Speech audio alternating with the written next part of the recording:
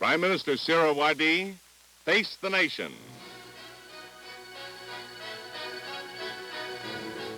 You're about to see Hussein Shahid Sira Wadi, Prime Minister of Pakistan, face the nation with questions from veteran correspondents representing the nation's press.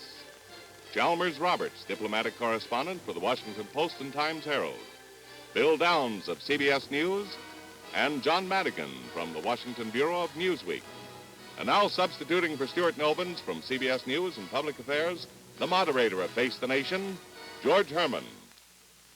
Insofar as Western policy is concerned, one nation forms the land bridge between the troubled Middle East and the potentially troublesome Far East. That nation is Pakistan, a Muslim republic which faces Iran and the Arab world on one frontier and Burma and the Asian world on the other. At the head of the pro-Western government of Pakistan is Prime Minister Hussein Shahid Suhrawardy, a lawyer with a background of working for labor organizations and a foreground of fondness for the broadest possible kind of democracy. He has a reputation for frank and unabashed speech, and we'll see about that now as we get our first question from Mr. Madigan. Mr. Prime Minister, what have you and President Eisenhower accomplished in your conferences that could not have been effected at the ambassadorial level or through meetings of our State Department with your Foreign Office? Well, I think personal contacts have their value, and we understand something more about American doctrine and American politics by personal contacts. And I think that President Eisenhower and Secretary Dulles also understands more of my mind and what I propose to do. Well, Mr. Suhrawardy, the communique makes no specific mention of military aid. Your nation is a bridge between SEATO and the Baghdad Pact. Did you get additional military aid? Well, I don't know, but it is obvious that all the time we are reviewing our military requirements, Mr. Downs. The position really is that we are not seeking military aid in such quantities as it may make it difficult for us to digest all the aid that we get. We want just enough military aid to save us from aggression. You did ask, sir, while speaking to the President and the Secretary, for some additional military equipment. Is that correct? Well, we have assessed. All that I can say is this, as we are doing, we are continually assessing our requirements. At the present moment, my view is that we have not received sufficient military aid. Well, the communique that you issued with the President jointly speaks of serious financial pressures on your government due to maintaining your military forces, which are allied, of course, with American forces in two specific pacts out there in your part of the world. What do you mean by that? What are those financial pressures, and what are you asking us to help you do to relieve them? Well, Mr. Roberts, the position is that our revenue and our income is not sufficient to maintain our military equipment at a proper standard. When I mean a proper standard, it is not sufficient to save us from aggression. And all that we want is that America should come to our assistance to that extent that we shall be able, without fear of being attacked from any quarter, to carry on with our cooperative effort and our constructive effort. Mr. Prime Minister, speaking of aggression, the Indians say that they fear an attack from Pakistan in the area of Kashmir. Do you intend to use military force to enforce what you consider your rights in that area? Obviously not. We are not fools. The Indians are tremendously, very much stronger than we are. It was the Indians that moved their forces on the borders of Pakistan twice. Once in 1950, another in 1951. We never moved our forces at the borders against them. Mr. Prime Minister, you have just said in this communique with the President that you have pledged to try to solve this Kashmir question with your Indian neighbor peacefully. Yet, in a speech which you made in your own parliament not long before you came here, you said that you had reached in your approach to the United Nations our very last throw of the dice. We cannot continue to live under these conditions. You have been unable to solve this directly with the Indians. What do you mean by that? How are you going to resolve it? I'm afraid, Mr. Roberts, you've misunderstood me. I've said that so far as our relationship with India is concerned on the Kashmir question, we have tried to resolve the question by mutual conversation and contacts, but we have not reached any conclusions. Consequently, we have approached the United Nations now, and we expect that the United Nations will do justice. You feel, Mr. Prime Minister, that President Eisenhower is going to give you, through the United States, in the United Nations, strong backing to try and get the demands? Well, I am certain about it. If he doesn't do so, I shall be deeply disappointed, because I expect from him a sense of justice, that he will try and see that the matters between us are adjusted. He has so said, and you have in the communique, that he hoped it would be solved on a just basis and under United Nations principles, I think is the term that's used. Yes. What action expressly will be taken by the United States in the United Nations in relation to the Kashmir issue? Oh, I think, Mr. Madigan, that the United States ought, in the Security Council and later on in the General Assembly, if it is necessary for us to go to the General Assembly, to use its weight and its influence and its persuasion to see that the other countries of the world also realize the justice of our case. You say that the United States ought to do that. Has the President said that we will do that? Well, I expect that they will. He has said so? And if he has said so, well, I am sure that he will. Well, Mr. Prime Minister, we in this country are familiar with fights over water. In Kashmir and the Indus Valley, which your country comprises, the Indians have been threatening to build dams which would cut off a large part of your irrigation water. Now, we have had range wars over this question in the West in the past, and even in the present, I think, over California and the rest of it. Would you go to war if India did build these dams and cut off your livelihood that way? Oh, let us not talk about these hypothetical matters. I cannot conceive that India will ever be so, I wouldn't like the word, so barbarous as to stop the water from flowing down our rivers. Well, what is the solution to this thing? There are, as you know, 6 rivers. Most of them rise in Kashmir. One of the reasons why, therefore, the Kashmir is so important for us is this water, these waters, which irrigate our lands. They do not irrigate Indian lands. Now, what India has done is, it's not threatening. It is building a dam today, and it is threatening to cut off the waters of the 3 rivers for the purpose of irrigating some of its lands. Now, if it does so without replacement, it is obvious that we shall be starved out and people will die of thirst. Under those circumstances, I hope that contingency will never arise. You can well realize that rather than die in that manner, people will die fighting, because that will be the very worst form of aggression. But I think that before any such situation can arise, those countries of the world that undertake and have undertaken to ensure that peace exists and that matters between countries of our type are adjusted will step in to see that India does not perform any such barbarous Mr. Prime Minister, that's at least a future contingency you're discussing. I'd like to ask you this about the Kashmir dispute with India. The Indians claim that the United Nations resolution in this question said that, first of all, you should pull your troops out of Kashmir, and that all the other steps in the UN resolution were contingent on that, including the idea of a plebiscite, and that you have never done that. What is Pakistan's answer to that charge? Pakistan's answer to that charge is the United Nations resolution, and the reaffirmation of that resolution not so long ago was January the 24th 23rd, 1957. After all, this matter was raised by India before the Security Council, and this contention has been rejected. That is not the correct reading of the resolutions of the United Nations.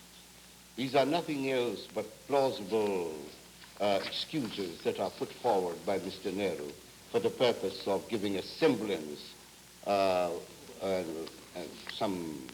some adequate specious reason for his intransigence. On this very show last Sunday, Mr. Prime Minister, Mr. Nehru disagreed with you 100%. Well, I disagree with Mr. Nehru more than 100%, if that is possible. Mr. Prime Minister, can there be real peace between Pakistan and India until you settle the religious question? When India was partitioned, there was probably one of the greatest bloodbaths in civilization's history that took place. Several million people were slaughtered for religious reasons. Is there an answer to the dispute between the Hindu and the Muslim? That matter is closed. India was partitioned on that ground. There were these tragedies that took place, particularly between the two wings of the Punjab, because passions were high. After that, we have settled down to work. There are about 1/8 of the population of India is Muslim, 1/8 of the population of Pakistan is non-Muslim. We are trying our level best to see that justice is done to the minorities. So far as we are concerned, we haven't had a single riot since 1950, when Nehru and the late Mr. Liaquat Ali Khan came to a certain agreement regarding the treatment of the minorities.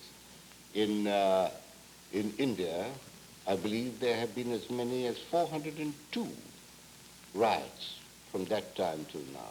Mr. Prime Minister, a few months ago when Mr. Nehru was here in the United States, one of our colleagues referred to him as the mystical man in the middle. He was referring to Mr. Nehru's stand toward non-alignment and neutralism. What is your description of Mr. Nehru's position in the Cold War? Well, I think that Mr. Nehru himself does not understand his position. Mr. Nehru occasionally leans on one side, occasionally on the other. The result is he gets the best of both worlds. That is to his advantage. And I think he continues to pursue that policy because up till now he has not been caught short on it. But you too, sir, up until a short time ago, followed a policy of non-alignment. No, I don't think so. Well, you are, Oh, no. you are interpreted as saying up till from 53, 54, No. not connecting yourself with either side. And I believe you have said recently that you have learned some things since that time which have attached you solidly to the West. Am I not correct? Yes, the position was that if I can cast my mind back, it was sometime in 1950 when I thought when the question of these defensive pacts and alliances and so on were not being considered. It was sometime in 1950 that I thought it desirable that we should remain aloof from the world conflict. And still, I would say this, that the policy which I have laid down for my country is goodwill towards all and malice towards none. There's no reason why we should start on a shining charger and start tilting against windmills. In 1953 or 1954, it was not, I do not think I ever stated that we should not align ourselves with any countries. Mr. Prime Minister, But just one moment. At that moment, I had stated that I had not sufficient knowledge of the political situation and of our state of preparedness, and so on, because the government did not take either the country or the opposition into confidence. And therefore I said, as I had not sufficient knowledge, I was not prepared to give a dictum as to what should be our policy. As I said that recently, I have come to know more about the situation, and I am perfectly satisfied that the only manner in which Pakistan can be saved from aggression and the security of the Middle East can be assured is through these defensive pacts into which we have entered. Mr. Prime Minister, some of the cynics say that the reason Pakistan has joined these pacts with the Western countries, especially the United States, has to do, in part at least, with reasons other than military ones, that they have to do with economic reasons, that in fact your budget is supported to some 40% by the United States. Is that correct? Well, our budget is supported to some extent, but that is not the reason why we have joined the United States. We were in the same boat, as you may call it. We fought in the same manner on account of the very religious fundamental principles that we profess. Therefore, this has nothing whatsoever to do with the economic situation. After all, if the United Nations is assisting us, as it is assisting 40 other countries, that's an entirely different matter. But we are not selling our independence or selling our independence of thought or even independence of action, except for these economic reasons and for aid reasons. Well, Mr. Prime Minister... Well, should the United States choose to cut it off, we shall still continue on the path which you have Is chosen. 40% a correct figure of the amount of your budget which comes by one means or another from in the form of American help? Well, no, I don't think so. I think a great portion of the foreign exchange which is available to us for our development purposes, that comes from the United States because most of our foreign exchange is committed to meeting our own defense requirements. Well, Mr. Prime Minister, you are a bridge between the Middle East, the Southeast Asia, and just north of you, there's a big nation called China, Communist China, and you've been there recently, I believe. Yes. What is Pakistan's relationships, and how do you feel about this colossus north of you? Well, I've told you that our policy is not to have malice against anyone. And so long as China does not interfere with us, I see no reason why I should interfere with China. But China has got a very important place in world politics. And you have to wait. It is trying to reconstruct itself. You think that the United States should recognize China? That is a matter of policy for the United States. And I think that only recently your Secretary of State, Mr. Dulles, has given what he considers to be very adequate reasons why China should not be recognized. Do you agree with him? To some extent, I must say. That, Mr. Prime Do you have Minister, diplomatic some reason relations? behind it. Does your government have diplomatic relations with Peking or with the Formosa government? No, our government has diplomatic relations with Peking government. your communique, yours and President Eisenhower's, spoke of exerting influence in the Middle East to solve the problem, their Israeli-Arab problem. What do you specifically mean? What type of influence and how would you exert it? Well, I think that Palestinian question or the Israeli problem has got to be solved if we are ever going to be certain about peace in the Middle East.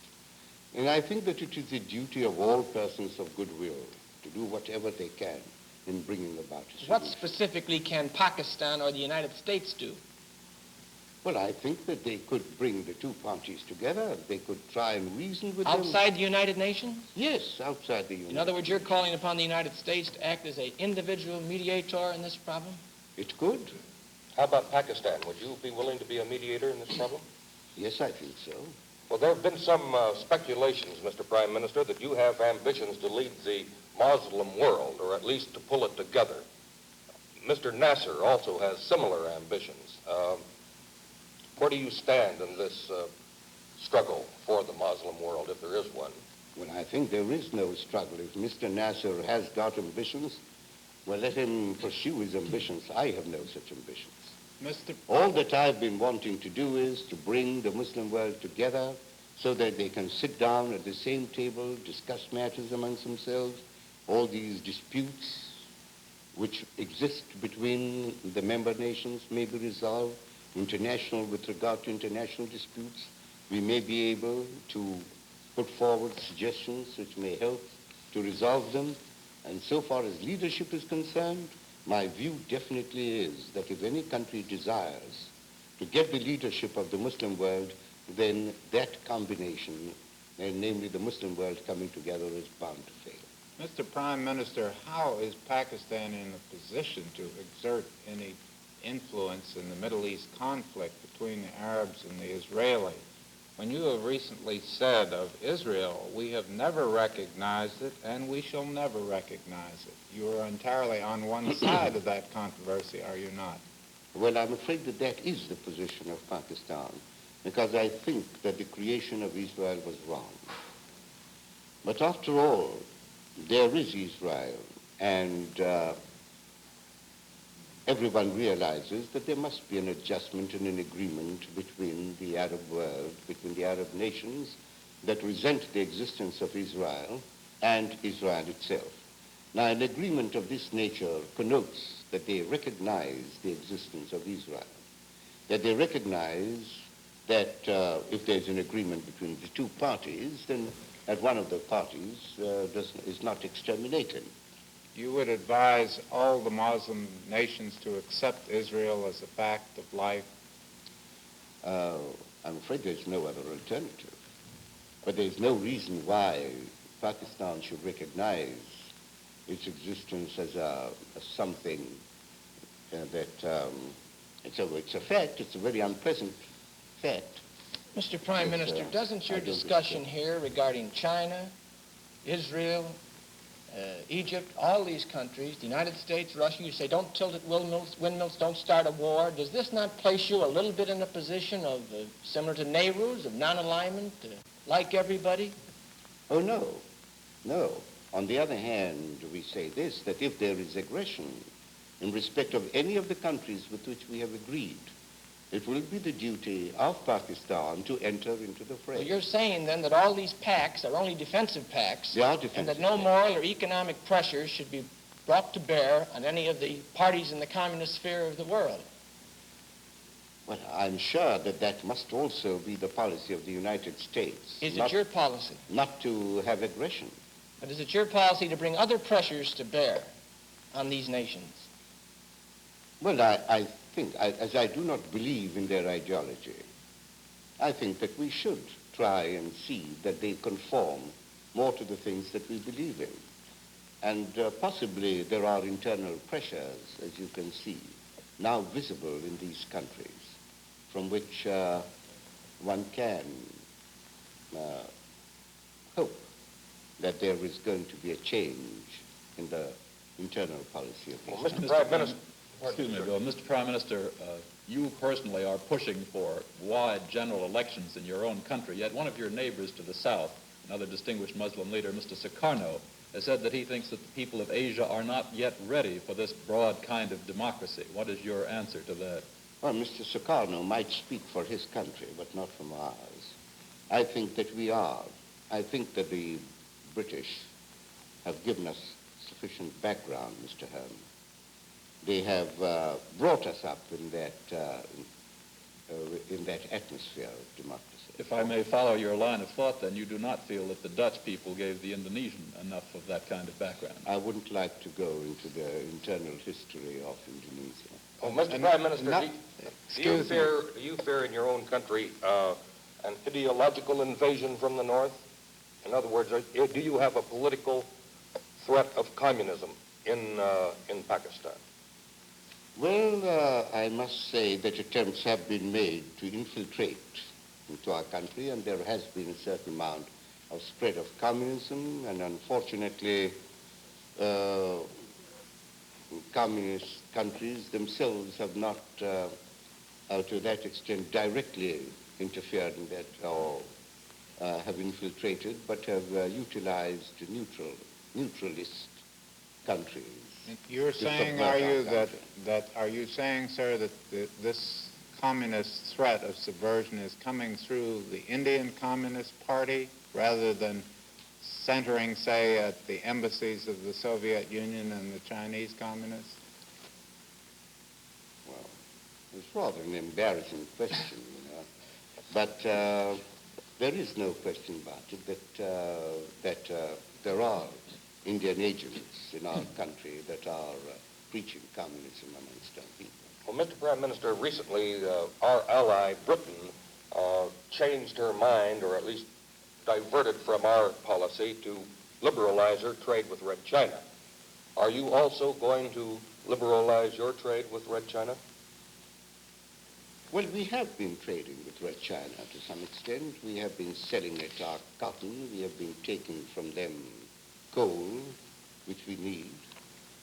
I do not think that our trade can be of such a nature as can be considered to be of strategic value to China. At the start of the program, Mr. Prime Minister, you spoke of personal contacts with President Eisenhower, said they're good because it would dispel certain doubts. What doubts did you have concerning the United States or President Eisenhower? Did I use the word? You didn't use the word doubts. No, you I said, didn't you said use the word not doubts. clear in each other's minds what you were thinking or what the United States was thinking. No, on the other hand, possibly we were more confirmed in our views as to our attitude. And Did you get everything you wanted while you were in Washington? now, I didn't come here for anything, got everything. That's something that's gone wrong with you all, to think that anybody who comes here with the idea of wanting something. I But didn't. surely coming here and talking to your leaders means that I can also contribute something in the matter of thought. That wasn't said in a term of derogation, Mr. Prime Minister. It meant that the legitimate desires that you might have. Well, we all know the position and the relationship that exists between us, and that's that. Surely we come here in order to make friends and to know the people more and to have personal contacts, know something about the civilization and culture of your country. You can want a meeting of minds, is what you're saying, not merely material things. Well, I should put it like that, Mr. Ramos. That's properly correct. Can I I ask? mean, it's true. I don't place myself on a par with the United States by any means. The United States is a very great country, and it has given a certain moral philosophy which did not exist before. Namely, a country helping other smaller countries is something which people did not realize could be done. I'm afraid that's all the time we have, Mr. Prime Minister, and thank you very much for coming here to face the nation. Our thanks also to our panel of distinguished newsmen, Chalmers Roberts of the Washington Post and Times-Herald, Bill Downs of CBS News, and John Madigan of Newsweek. This is George Herman. We invite you to join us again next week for another edition of Face the Nation. Our program today originated in Washington.